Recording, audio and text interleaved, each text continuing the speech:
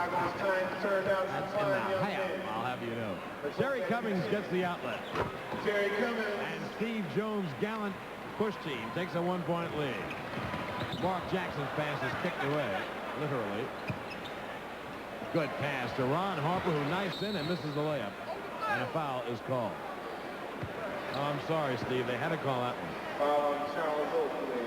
They didn't have to, John. Well, they didn't have to. You're right. I mean, they haven't called anything down here. I understand, right? I understand how coaches get a little crazy with officials now. How often have I heard coaches say, hey, you haven't called anything down here? Now, here's my buddy saying it. I mean, Ron Harper. What I'm saying is they didn't have to make that call. No, there wasn't a law, but someone thought someone got hit, and Ron Harper misses the first. He wasn't shooting. Do we have a penalty? I didn't know we had that many fouls in this game tonight.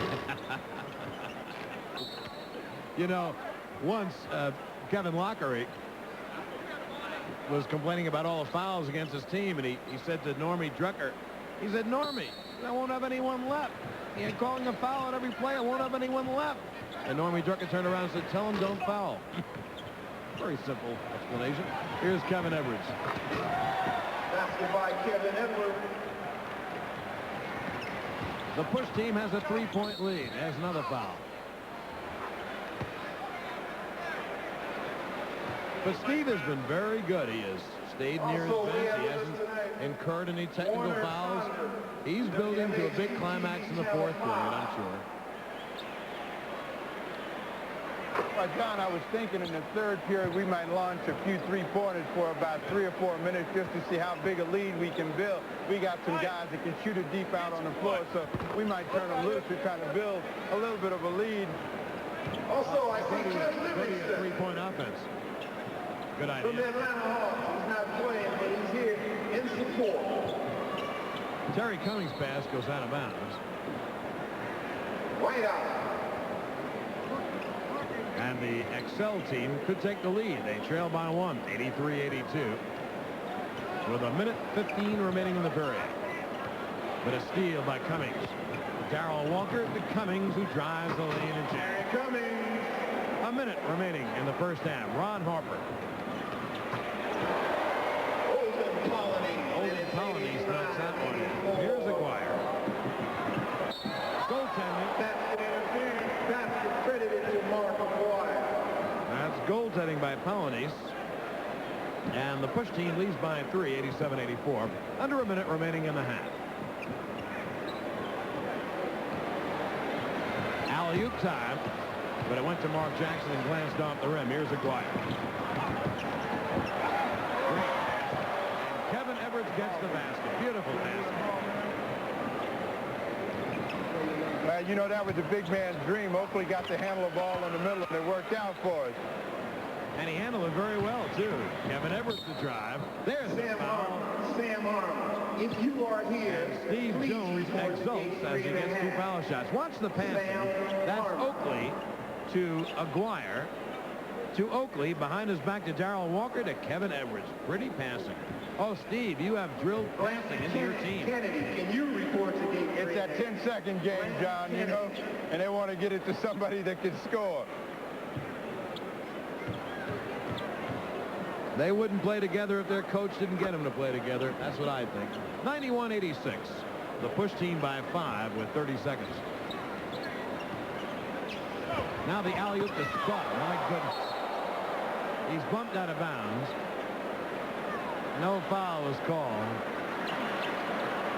Spud thought of fighting Charles Oakley, then he thought better of it, thank goodness. Oakley tries the three-point pass. And it goes out of bounds. And Charles Oakley will never make that mistake again. 10 seconds in the half. Ron Harper the drive. Ron Harper. He got knocked down, nothing called. And that's the end of the half. And a good half for both ball clubs. Steve Jones' push team leads it by 5 at the end of one half of play. The score, the push, 91. And Excel, 86.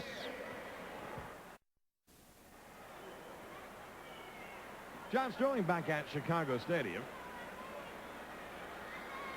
Well, the scenery gets better and better. And the push team leads Excel by 5, 91-86. Excel led by Dominique's 30. And the push team led by Mark Aguirre's 19. As you see the individual scoring. Steve Jones hoping to coach his first victory. And I don't know when he's going to get another coaching assignment, so he could retire 1-0. There's the Excel ball club led by Neek. I mentioned that this year could be, I'm not the first person to say this, I don't think it's a terribly original thought, but this year could be the best year that the NBA has ever had, because this year there are more teams that can go to training camp and honestly say to themselves, hey, if we get a break with injuries and if we play well together and if we improve, we could win the whole thing. Certainly in the Eastern Conference, Detroit, Boston, and Atlanta are perhaps thought to be on the highest level. In fact, they are on the highest level. But right underneath them will be teams like Chicago and New York and Indiana and Milwaukee. So many top-flight ball clubs in the East, and maybe just as many contenders over in the West. The Los Angeles Lakers, who have won 2 straight NBA championships, first time that anyone's repeated in 20 years. You're looking at some of the replays. There's Dominique slamming one through, but the Lakers were pushed to 7 games by Detroit and by Utah and by Dallas. There's Terry Cummings of the Milwaukee Bucks.